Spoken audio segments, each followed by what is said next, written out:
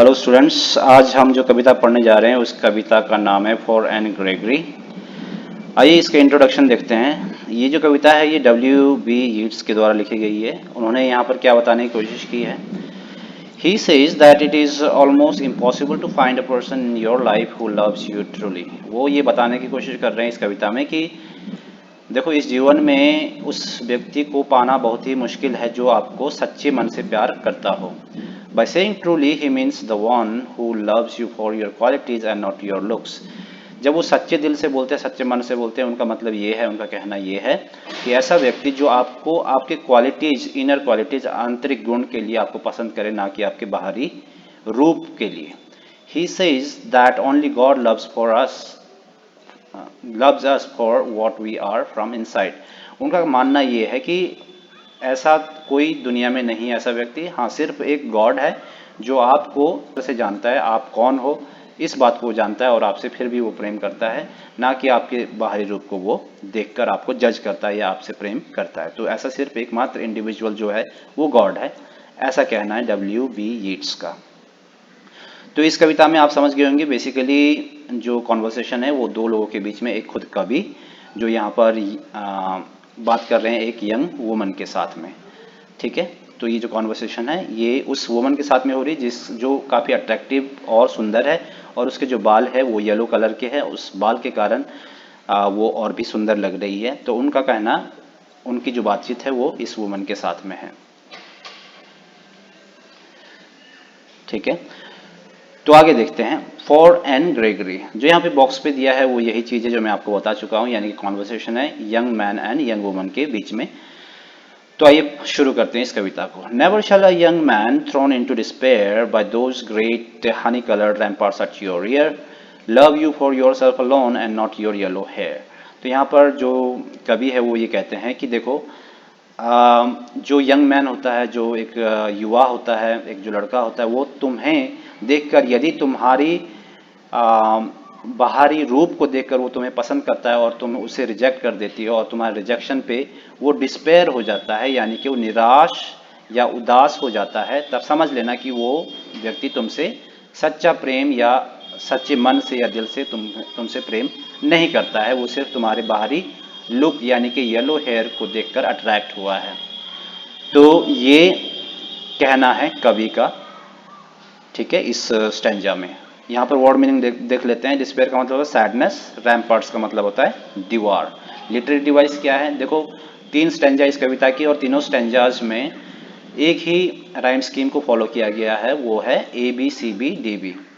ठीक, मेटाफोर का यूज हुआ लिटरेरी डिवाइस एक और मेटाफोर किसको कहते हैं, जहाँ पर दो अनलाइक चीज़ों का कंपेयर डायरेक्ट हो जाता है, उसे मेटाफोर कहा जाता है। जैसे यहाँ पर जो बाल है, येलो कलर के जो बाल है, येलो हेयर, उसको एक दीवार बताया गया है कवि के द्वारा, यानी कि रैम्पार्ट्स कहा गया है। ठीक है, तो ये इसे हम मेटाफोर कहते हैं।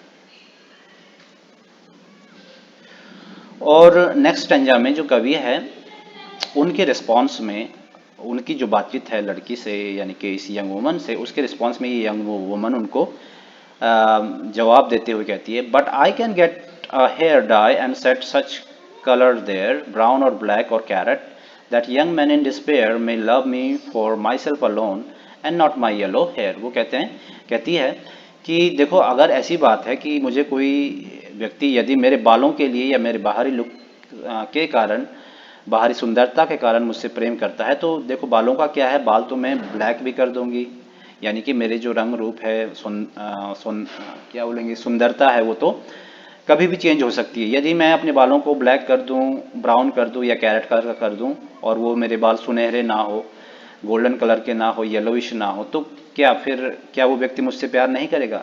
तो ऐसा नहीं होना चाहिए। कहने का मतलब वो कहती है कि मेरे बाल तो कभी भी ब्लैक, कैरेट और कैसे भी हो सकते हैं, मैं इसको कैसे भी रंग कर सकती हूँ। तो कोई भी व्यक्ति मुझे इस बाहरी रूप के लिए या मेरे बालों के कारण मुझसे प्रेम करने वाला नहीं होना चाहिए। ठीक, इसके जवाब में यहाँ पर फिर आगे ये कहते हैं, ये जो यंग मैन है वो कहते हैं कि I heard an old religious man but yesternight declare that he had found a text to prove that only God, my dear, could love you for yourself alone and not your yellow hair।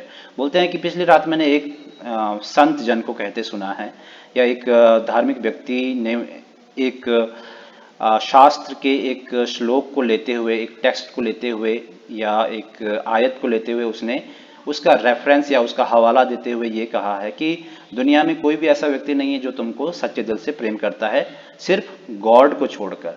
God ही एक ऐसा individual है जो तुम्हारे अंदर के गुण को पहचानता है और तुम्हारे आंतरिक गुण के लिए तुमसे प्रेम करेगा, ना कि तुम्हारे बाहरी रूप को देख करके वो किसी से भेदभाव करेगा, यानी कि किसी से डील करता है, बल्कि वो अंदरूनी मन को पहचानता है और इसलिए वो प्रेम करता है। और वही एक ऐसा इंडिविजुअल है जो अंदर से व्यक्ति को जानता है, ना कि वो तुम्हारे बाहरी रूप को देखकर तुमसे प्रेम करने वाला है।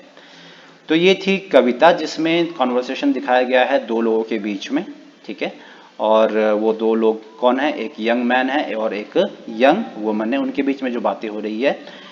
और इसमें जो मैसेज जो देना चाहते हैं जो कवि है, वो ये बताना चाहते हैं कि दुनिया में कोई भी ऐसा व्यक्ति नहीं होता है जो तुमको तुम्हारे आंतरिक मन के लिए, यानी कि तुम्हारे आंतरिक गुण के लिए या इंटरनल ब्यूटी के लिए तुमसे प्रेम करता है, बल्कि सब लोग कैसे होते हैं, एक्सटर्नल ब्यूटी को देख करके वो अट्रैक्ट होते हैं, सिर्फ गॉड को छोड़कर। गॉड ही एक ऐसा इंडिविजुअल है जो तुमसे सच्चा प्रेम करता है, ठीक।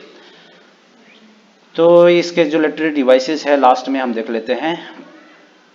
इसमें भी A B C B D B use हुआ है, सेम इसमें भी है, लेकिन हाँ एलिट्रेशन का यूज हुआ है। एलिट्रेशन क्या होता है, वो वर्ड, वो कॉन्सोनेंट वर्ड या साउंड जो बार बार आए, जैसे सेट सच, यहाँ पर 100 साउंड बार बार आ रहा है, मतलब एक से ज़्यादा बार आ रहा है। और यहाँ पर हुआ है एनाफोरा। एनाफोरा का मतलब होता है जब एक या सेम वर्ड लाइन की शुरुआत में बार बार आए, जैसे दैट वर्ड से एक ये लाइन शुरू हो रही है और दैट वर्ड से ये दूसरी लाइन शुरू हो रही है। तो ऐसे जब सेम वर्ड से कोई नया फ्रेश लाइन शुरू होता है या होती है तो उसे हम एनाफोरा कहते हैं। एलिट्रेशन यहाँ पर भी जैसे ही हैड, यहाँ पर ह साउंड यूज हुआ है, योर येलो में यह साउंड एक से ज़्यादा बार आ रहा है, तो यहाँ पर एलिट्रेशन का यूज हुआ है।